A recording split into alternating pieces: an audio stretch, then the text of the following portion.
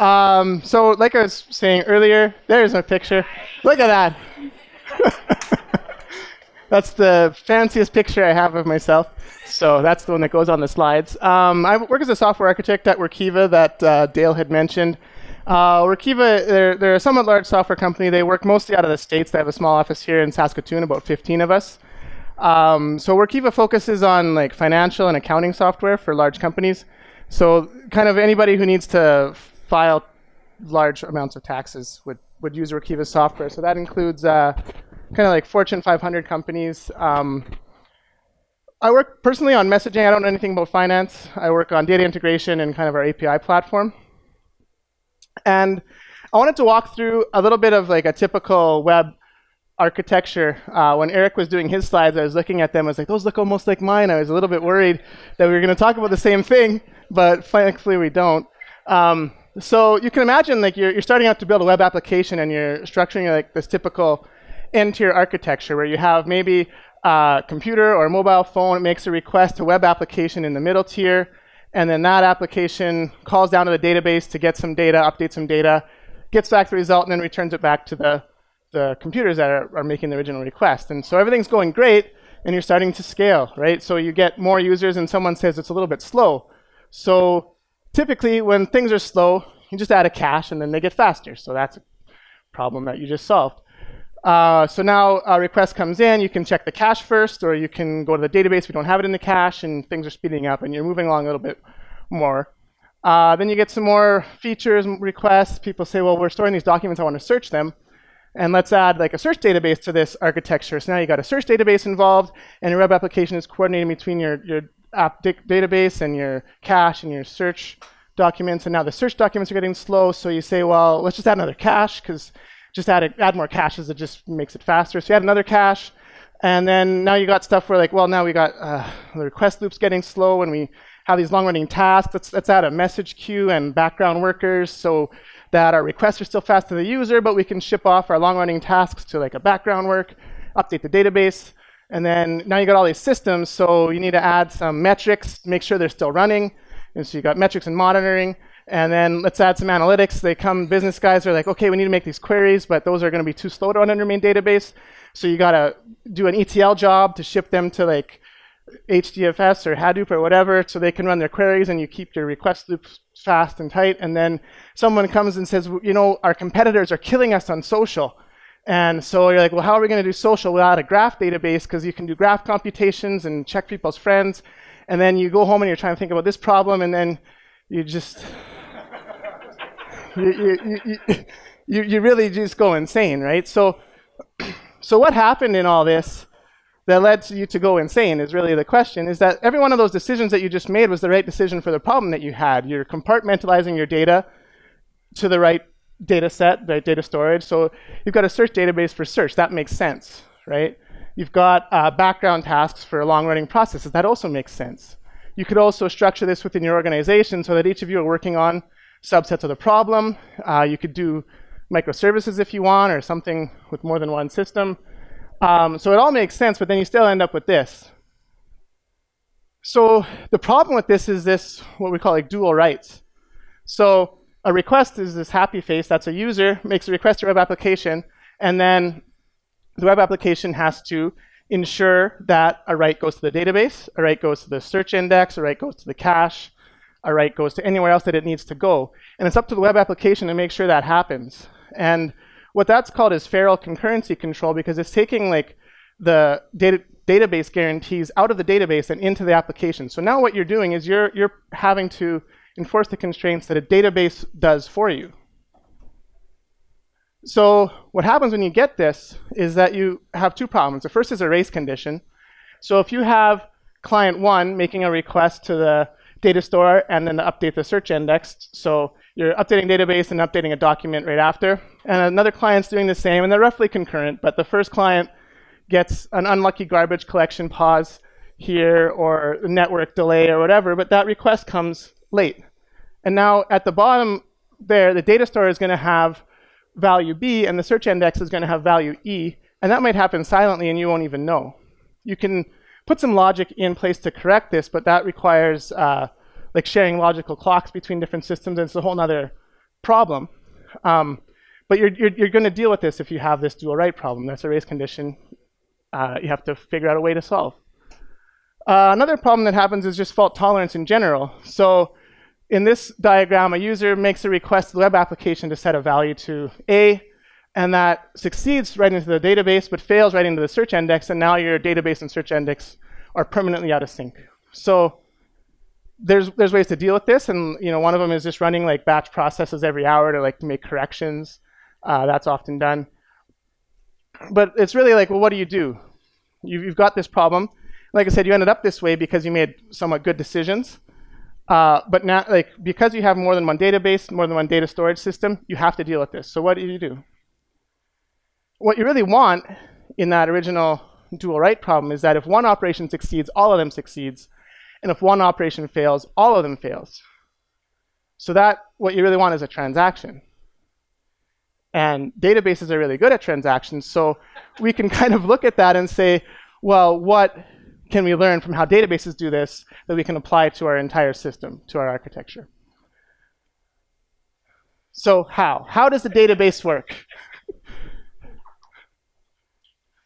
And so what happens if you have just one database you're writing data to is that it uses what's called a write-ahead log. So this Aries algorithm was published out of the original research into the System R database that came out of IBM research. So this is the first kind of production database ever.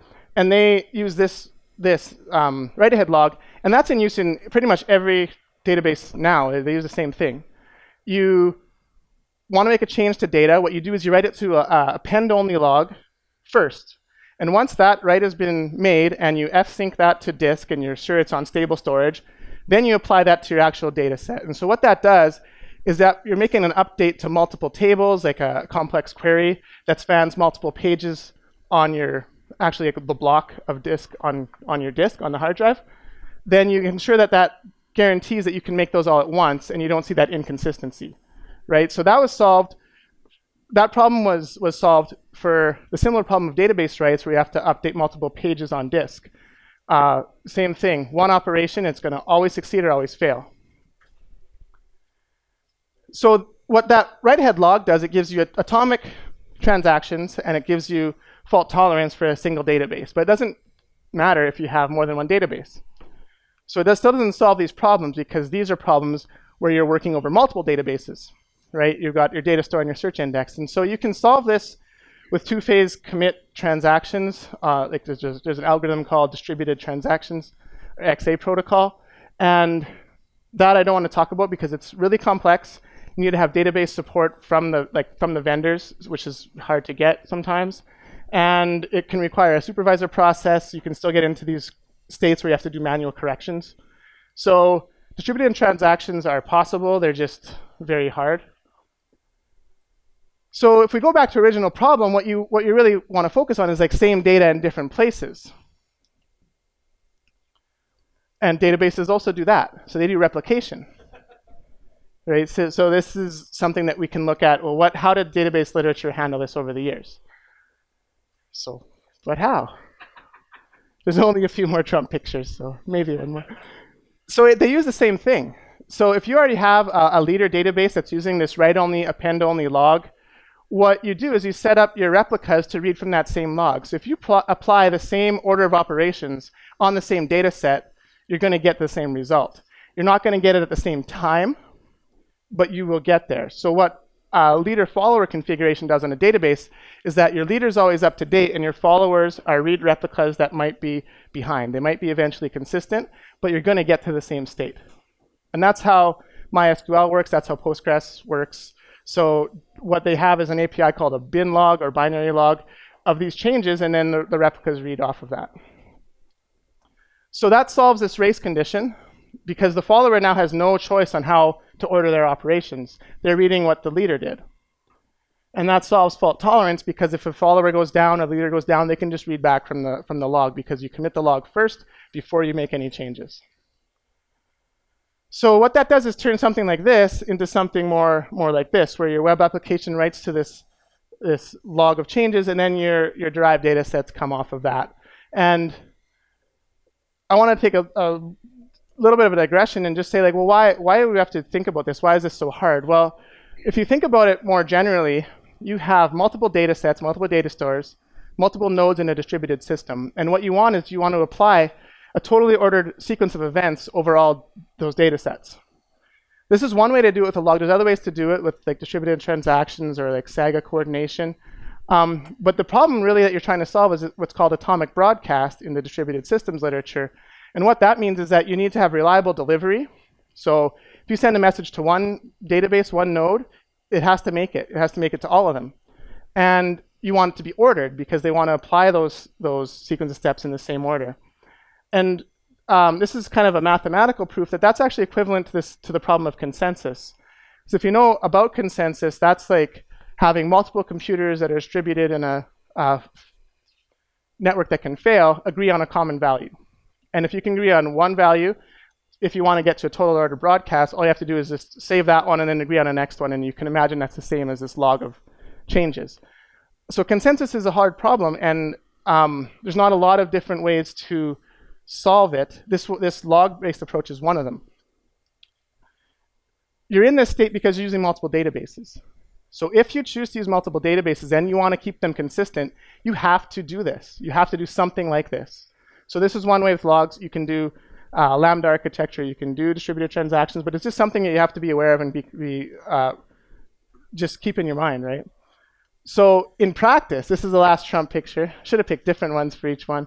So like, how would you actually do this? Say, okay, this is nice. These are like diagrams, right? But in practice, how would you actually achieve this? So there's a few ways to do this kind of log-based way of managing your data store. The first is use your log as your primary storage. So that's like explicitly build your application off of immutable events written to a log. So that, in that case, there's distributed systems like Kafka or something where you can write the data first to Kafka and then everything reads off it, even your main application. And that's great, but that's kind of difficult because it requires you to rethink how like your UX is designed to move away from CRUD operations where you update data and act on the return value into I want like operation X to happen, and then the asynchronous flow of that can be hard to do, and it requires a lot of education across like front end and back end to coordinate together. Another way to do this is application events. So in this case, if you're already doing a local transaction within your web application, you can at the same time write to an events table and have a process just read off that events table, and that will get the derived data to the data sets that need it. And another one is this change data capture. So when I talked about how SQL replicas work, that's really what it does. Is there's a transaction log that you can get access to, and you can publish that into like an ordered message queue and read off of that. That's called change data capture. And so this is more, this is an old idea, but it's kind of getting resurgence, this change data capture. So depending on the database that you're using, you might have this facility, and it might be like shoehorned in and hard to use. But some newer databases, like MongoDB, have this like built in as a feature. There's another database called Datomic, and they give you access to like the transaction log as just an API call that you can do. So if you have this support, it'd be great to use, but it's not always easy. So if you have a legacy application, application events are probably where you'd be looking. But generally speaking, it's going to require a shift of how a lot of things work. So the takeaways that I wanted to leave with, because I think I'm probably at 15 minutes, is like if you're going to distribute data, you have to solve this problem some way. I think what I've seen most often happen is you just accept that errors are going to happen, and then you have a batch process run every hour and then correct it. So that's what's typically called a Lambda architecture, and that works.